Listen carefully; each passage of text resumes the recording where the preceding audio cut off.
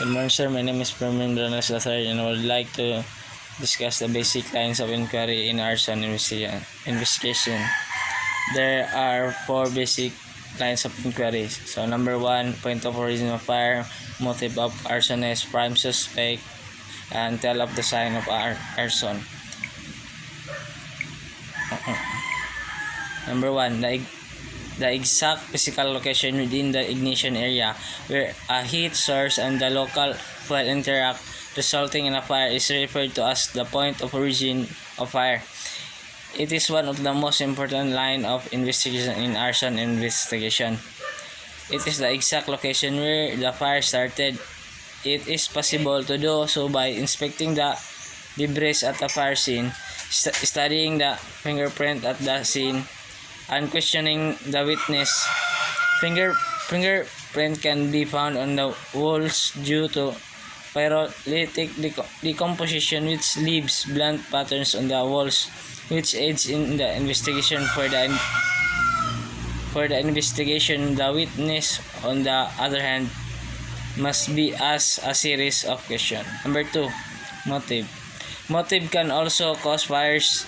These people with ulterior motives may want to defraud the insurer, or the person who caused the fire may have done it out of the vengeance after being abused by the owner of the establishment where the fire occurred, or perhaps the individual truly wishes to conceal evidence of the fire. The person may have done it for economic gain, crime concealment, punitive measure, economic disabling, intimidation, or pyromania.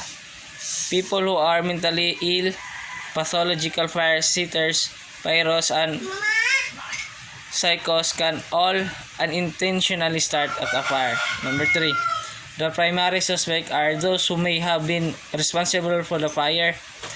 This includes the identification result from the full development of leads, clues, and traces, eyewitness testimony, and the development of expert testimony.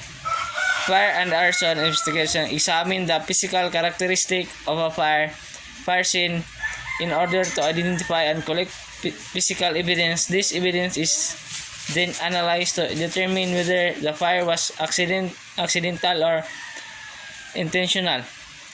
Investigation may discover evidence such as accelerant, tampered utilities, and specific burn pattern during the scene examination, which may indicate criminal activity.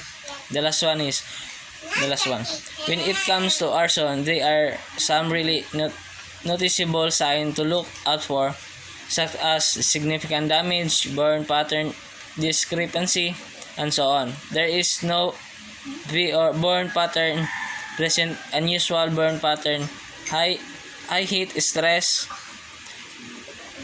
no accidental causes, evidence of forced entry, valuable items moved, the same person appears, and unrelated fires, and